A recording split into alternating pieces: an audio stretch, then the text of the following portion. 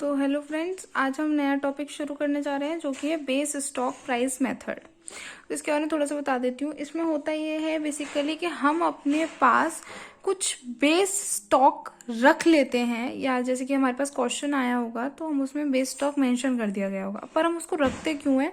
For the emergency period, कि अगर हमारे पास कोई इमरजेंसी पीरियड आ गया जिसमें हमारे पास स्टॉक नहीं है, तो हम अपने स्टोर में से एटलीस्ट उस इमरजेंसी बेस स्टॉक को यूज कर सकें। ठीक है, तो हम इसलिए एक बेस स्टॉक बना के रख लेते हैं।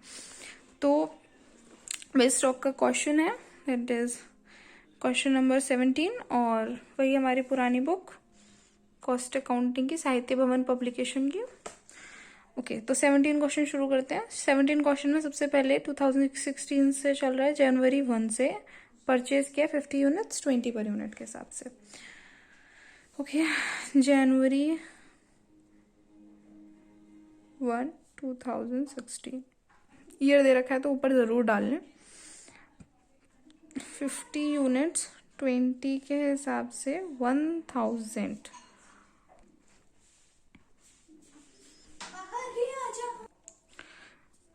फिफ्टी यूनिट्स 20 के हिसाब से पुराना ही रखेंगे, लेकिन आई एम सॉरी, ये तो सही है। ओके,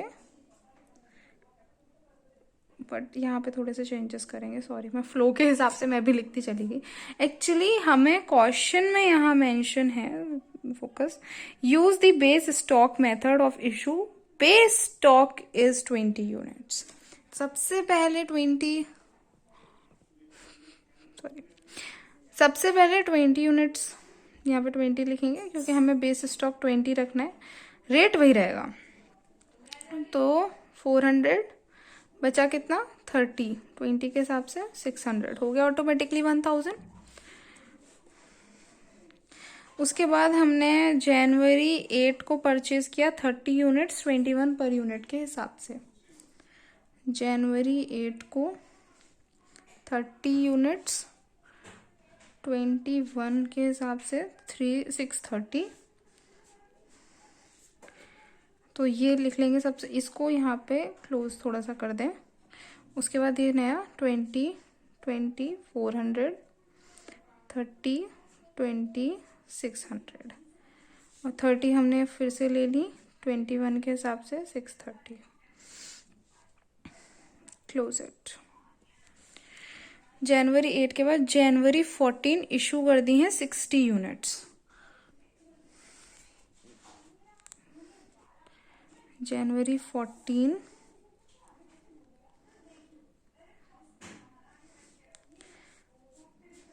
60 यूनिट्स इशू किए। तो देखिए, बेस स्टॉक मेथड चल रहा है, बेस 20 रखना ही रखना है हर वक्त, तो बेस 20 है, इसको नहीं छेड़ेंगे, 30 को लेंगे। 30 20 के हिसाब से 600, और हमने इशू 60 यूनिट्स की तो 30 और देंगे, 21 630। अभी हमारे पास 20 इमरजेंसी के लिए स्टोर में है, क्लोज कर देंगे। उसके बाद 21 को परचेज कर ली 40 यूनिट्स 22 रुपीज पर यूनिट के हिसाब से। जनवरी 21 40 22 880, 20 का तो बेस हमारे पास है, प्लस 840 यूनिट्स, सॉरी, और आ गई हमारे पास 22 के हिसाब से 880, क्लोज कर देते हैं। उसके बाद हमने 24 को इशू कर दी 30 यूनिट्स।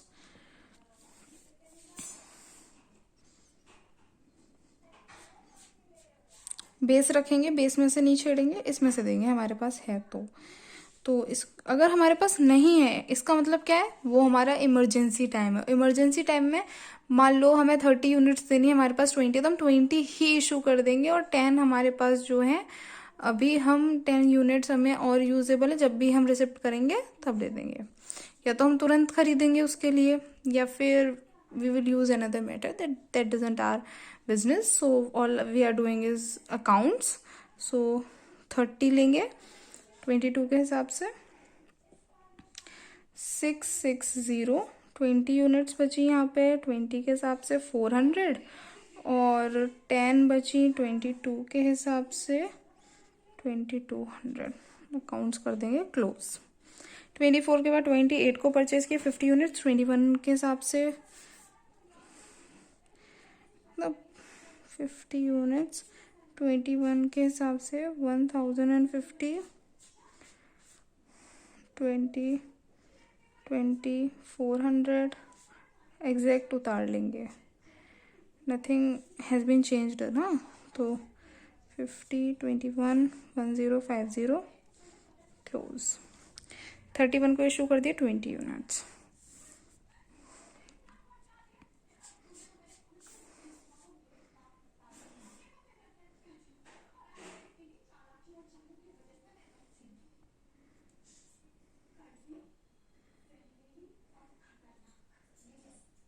ओके तो सबसे पहले 10 यूनिट्स, हाँ सॉरी ये भी थोड़ा सा है कि जैसे हमने 20 यूनिट्स इशू करी हैं, तो सबसे पहले ये नहीं है कि हम लास्ट इन फर्स्ट आउट, कुछ नहीं। बेस स्टॉक मेथड में भी हमें सबसे पहले यही देखना है कि हमारे पास कौन सा अभी पड़ा हुआ है, बेस को छोड़ करके उसके बाद सबसे पहला कौन सा पड़ा हुआ है, ये याद रखना है। तो बेस को छोड़ के सबसे पहले हमारे पास ये, तो 10 यूनिट्स को सबसे पहले इशू करेंगे, उसके बाद इसमें से इशू करेंगे 10 यूनिट्स। तब बेस हमारे पास 20 पड़ा ही है, हम यूज़ कर सकते हैं, प्लस 40 एक्स्ट्रा स्टॉक है अभी हमारे पास 840 के साथ। तो ये हमारा overall answer. Thank you for watching, hope you like this video, bye bye.